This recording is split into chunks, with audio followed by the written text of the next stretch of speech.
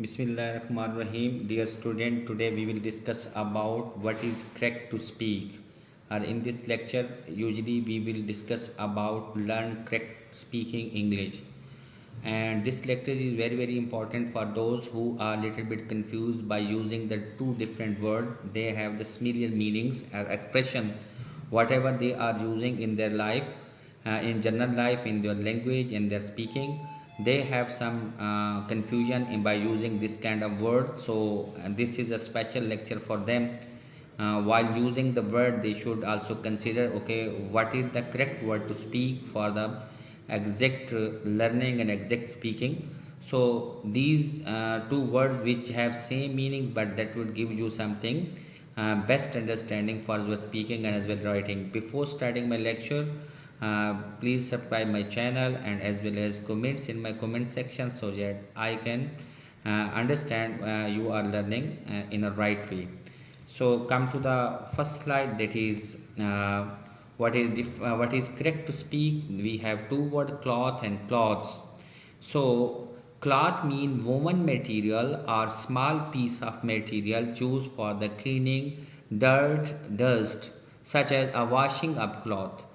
Cloth जो है वो हम एक ऐसा कपड़ा जो कि सिला हुआ होता है या वोवन हो सकता है, स्मॉल पीस हो सकता है, क्लॉथ जो है अनसिला कपड़ा सॉरी, और पीस ऑफ क्लॉथ जो कि खसूसी तौर पर हम सफाई के लिए इस्तेमाल करते हैं. So we can use this for the washing for the cleaning purpose, जैसे अ वॉशिंग अप क्लॉथ जो है. On the other hand, clothes, to talk about things that you wear, say clothes. Cloth is always plural. To talk about one particular thing that you wear, say a piece or atom of cloth. She usually, for example, she usually wears smart cloth. अब हम इसमें देखते हैं clothes में क्या करते हैं कि ऐसे कपड़े जो सिले होते हैं और यूजली जो है हम इसको प्लूरल यूज़ करते हैं, इसको सिंगुलर हम यूज़ नहीं करते और पहनने के लिए होता है. अब क्लॉथ और क्लॉथ में जो है बहुत वाज़ेह तौर पर एक फ़र्क आपके सामने नज़र आ गया है. Jump to the next slide. There is hire and rent. We usually speak both these words. Both have same meaning, but there is different. Rent in British English, rent is used when you keep something for a long time. It means that it considered on the time period. In American English, अगर हम American English में देखें, the word rent is used in a both situation. अब हम देखें कि British English में क्या कह रहा है. वो ये कह रहा है कि अगर आप कोई चीज़ एक लंबे अरसे तक अपने पास रखते हैं फॉर द लॉन्ग टाइम, तो हम उसको जो है रेंट कहते हैं. अगर हम इसी वर्ड्स को अगर अमेरिकन इंग्लिश में कंसिडर करें तो ये दोनों सिचुएशन के लिए होता है, whether you take for a long time या फिर आप शॉर्ट टाइम के लिए भी यूज़ करते हैं, such as I rent a 2 bedroom flat. On the other hand hire को देखें, you hire something in for a short time. अब ब्रिटिश में जो है रेंट जो है लॉन्ग टाइम के लिए है और शॉर्ट टाइम के लिए जो है हम आप देख रहे हैं we hire something for a short time. We hired a car for a week. It mean यह है कि एक हफ्ते के लिए किया है. तो हम ये कह सकते हैं कि हायर और रेंट में जो है स्पेसिफिक जो डिफरेंट है वो ये है कि लंबे वक्त से लंबे टाइम के लिए जो है हम उसको क्या कह सकते हैं, वो हम रेंट कह सकते हैं, और for the period of short time we use the higher. So my next slide is well known and well known. We have a little bit hyphen between well and known. हमें जो है इसमें फ़र्क है, तो हम इसमें minute सा फ़र्क है. What would be the different when we use well known directly before a noun. इसका मतलब ये है कि अगर हम अपने नॉन जो हमारा जो है ना फाइल है काम करना, उससे पहले अगर हम वेल नोन यूज़ करते हैं, it is mostly use to add a hyphen. यानी हम ये कह सकते हैं कि इसके दरमियान में जो हैफन है वो यूज़ करते हैं अगर हम नॉन से पहले यूज़ कर रहे हैं. And between well and non इनके दरमियान यूज़ करते हैं. अदरवाइज अगर हम उससे नहीं करते तो नहीं करते. जैसे it is well non that. अब देखिए इट इज़ वेल नॉन जो है इसके अंदर जो है हम well non that people live in longer these. अगर हम उसके अदर साइड देखें it is well non fact. अब यहाँ पे फैक्ट की बात हो रही है. जब हम फैक्ट नॉन है तो वेल नॉन के दरमियान हमने क्या हैफन दे दिया. अगर यहाँ पे हमने अपना नॉन यूज़ नहीं करना तो फिर इनके दरमियान हैफन देने की ज़रूरत नहीं है. अगर दूसरे सेंटेंस में देखें it is well non fact, fact is a non and well non it be the adjective. तो वेल नॉन जो है यहाँ पे that the people live longer these days. अब हम इसमें वेल नोन और वेल नोन में फ़र्क जो है वो क्लियर हो गया. नेक्स्ट स्लाइड के ऊपर देखते हैं बिसाइड्स और आल्सो। बिसाइड्स को पहले देखते हैं। Use besides at the beginning of a clause to add a fact reason that is stronger than what you have already said। इसका मतलब ये है कि अगर हमने कोई जो है ऐसे दलाइल या रीज़न जो है जो कि हमने पहले बात किया सेंटेंस के अंदर और उसके दूसरे हिस्से में जो है हम उसको प्रूव करने के लिए उसको जो है स्ट्रॉन्ग ऑब्लिगेशन करने के लिए स्ट्रॉन्गर कर रहे हैं बात को, तो फिर हम क्या करते हैं, फिर हम बिसाइड लगाते हैं। जैसा कि हम एग्जांपल से देखें, I'm too tired to go to the supermarket. मैं बहुत ज़्यादा थका हुआ हूँ कि मैं सुपरमार्केट जाने के लिए। Beside it is close on Sunday. इसके बावजूद आज संडे को ये क्लोज हो जाती है। तो ये ऊपर पहली वाली बात के ऊपर जो है एक जो है बहुत स्ट्रांगर है rather than the second one, इसलिए जो है हमने बिसाइड्स लगाया। अगर हम आल्सो की बात करें, to add extra information use in addition or also, when we are giving extra information, we are putting extra information, we use the word also, such as I speak English fluently, also I speak some French। it means that you can speak English, on the other hand you can also speak little bit French, that's why you use also। also जो है उसमें हम मज़ीद इजाफा करने के लिए जो है इस वर्ड को हम यूज़ करते हैं। अब हम अपने नेक्स्ट स्लाइड की तरफ चलते हैं। What is correct to speak में से सेफ्टी और सिक्योरिटी, ये दो वर्ड जो है सिमिलर हैं लेकिन इनके दरमियान फ़र्क होना चाहिए। Safety is when you are safe और हाउ सेफ समथिंग इज़। अगर हम सेफ्टी की बात करें कि अगर आप सेफ़ हैं और कोई चीज़ कितनी ज़्यादा सेफ़ है तो हम सेफ्टी का वर्ड यूज़ करते हैं। Such as for example we can learn from this sentence, remember to wear helmet while driving a bike. आपने जो है जब बाइक चलानी है तो आपने हेलमेट पहनना है, that is our safety. Children should have lesson in the road safety. अब चिल्ड्रन को जो है रोड सेफ्टी के बारे में जो है हमें लेसन देने चाहिए।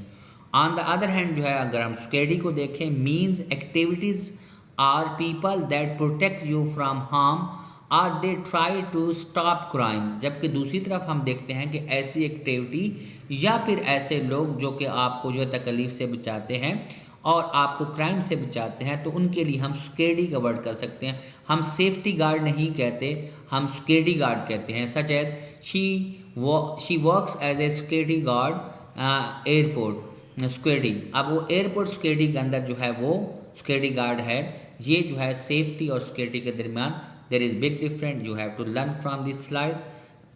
Then there is say or tell। we have two words, tell or say, both for the speaking purpose। tell when you talking about the truth, lie, jokes, news, stories or secret, we use tell। I am not sure he is telling the truth, he is speaking the truth as well। मुझे यकीन नहीं है कि वो सच बोल रहा है। I have something disturbing news to tell you। अब मैंने कोई चीज़ आपको बतानी है, टेल करनी है। ये जगह जो है हम क्या करते हैं, सिंपली बात ये है कि हम ट्रूथ, लाई, जोक्स, न्यूज़, स्टोरीज़ के लिए जो है हम टेल यूज़ करते हैं। And say when reporting other persons word we say, जब हम दूसरे के अल्फाज हम रिपोर्ट करते हैं तो हम टेल नहीं यूज़ करते बल्कि क्या हम से का इस्तेमाल करते हैं। Such as Tania said she was going to market. जैसे तानिया ने कहा वो मार्केट जा रही, it means the word which Tania has uttered we are going to convey someone to the other person. Doctor said I need to stop eating fast food.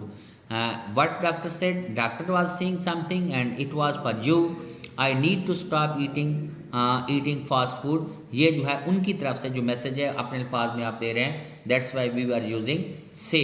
We use say only जो है say and tell. Then come to the next slide, that is far or away। we will discuss about far or away। so what is far and what is away? far is mainly used in questions। हम जो है सवाल के अंदर जो है far use करते हैं। and negative sentence to talk in a journal about distance in a space or time। it means that he says that हम जो है क्वेश्चंस के अंदर जो है या नेगेटिव हो या क्वेश्चन हो, उसके अंदर जब हम जनरल बात करते हैं स्पेस की, टाइम की, डिस्टेंस की, तो हम जो है फार का वर्ड यूज़ करते हैं। Such as how far is Paris from London, कि लंदन जो है वो पेरिस से कितना दूर है। London is not far from Paris, London जो है वो पेरिस से ज़्यादा दूर नहीं है। ऑन द अदर हैंड अगर हम अवे को यूज़ करें, way is also use in this word can be a same meaning. Away to talk about a specific distance से अवे। अगर हमने एक जो है स्पेसिफिक एक ख़ास जो है फासले को डिटरमिन करना हो तो हमने जो है अवे को लिखते हैं। My best friend lives 4 miles away from my house. It mean that we are not talking about generally, we are talking about the specifically, that is two friend and their the distance of their two friend are 4 mile away। so इनके दरमियान जो है 4 मील का फासले का फ़र्क है, that's why they are using away rather than far। so jump to the next slide, that is what is correct to speak some or any। we usually bit confused about using some or any। so some is used in the positive sentence। अगर आपका sentence आप positive use कर रहे हैं तो आप जो है उसके अंदर जो है सम यूज़ करेंगे, नॉट एनी करेंगे। Any use in question and negative sentence. अगर हम एनी का वर्ड यूज़ करेंगे तो वो क्या कि सवाल में भी हो सकता है और साथ साथ नेगेटिव सेंटेंस में भी हो सकता है। Such as there are some flowers in the garden but there aren't any trees. It mean कि वहाँ पे जो है बाग के अंदर जो है कुछ जो है फूल हैं लेकिन वहाँ पे जो है कोई दरख्त नहीं है। अब आपने देखा है कि फ्लॉज जो है वो पॉजिटिव बात कर रहे हैं, ऑन द अदर हैंड जो है वो नेगेटिव सेंटेंस है उसके अंदर जो है हम एनी की बात कर रहे हैं, सम की बात नहीं कर रहे। Such as some is some time use for offer or questions. Some कभी कभार जो हम क्वेश्चन में यूज करते हैं, और other question when you are expecting people to answer yes. जब हम ये करते हैं कि पीपल आगे से जो है वो जवाब देंगे उसका, तो हम फिर भी सम का इस्तेमाल करते हैं। Such as would you like some more coffee. क्या आप मज़ीद कॉफ़ी देंगे? आगे से अगर वो यस कर सकते हैं, नो भी कर सकते हैं। आप जब उनका रिस्पॉन्स देने के लिए भी ऐसे सवालात में भी हम सम का इस्तेमाल जो है करते हैं। Jump to the next one, that slide is so my next slide is what is correct to speak right or true। both have the same meaning but their use is totally different। right, it is usually used to say something is correct or to agree with the something someone he said। अगर जो है right आप कहते हैं कि कोई चीज़ बिल्कुल सही हो या आप किसी पर्सन के साथ जो है किसी बात के साथ आप एग्री कर रहे हो, जब उसकी बात को हम कहते हैं कि हाँ ये बात ठीक है, तो फिर हम जो है राइट का वर्ड यूज़ करते हैं। जैसे for example he gave the right answer, that's right they live in central Paris. अब हम आपने देखें कि जी हाँ वो सही जवाब दे रहा है, राइट आंसर दे रहा है, that is right they live in central. It means you are agreeing with someone, आप किसी बात के साथ जो है एग्री कर रहे हैं किसी इंसान के साथ, दैट्स वाई ये जो है हम राइट का वर्ड यूज़ कर रहे हैं। अगर हम अगले देखें ट्रू को, true is usually to say that something is based on the fact. अगर हम फैक्ट की बात करेंगे कि फैक्ट के ऊपर हम बात कर रहे हैं तो हम जो है ट्रू का वर्ड करेंगे, नॉट जो है वो राइट का वर्ड करेंगे। Although the both have the same meaning, लेकिन हम जो है फैक्ट की बात कर रहे हैं। ट्रू क्या, true is usually to say that something is based on fact. Such as is it true that she is living. क्या ये सच बात है कि वो यहाँ से जाने लगी है।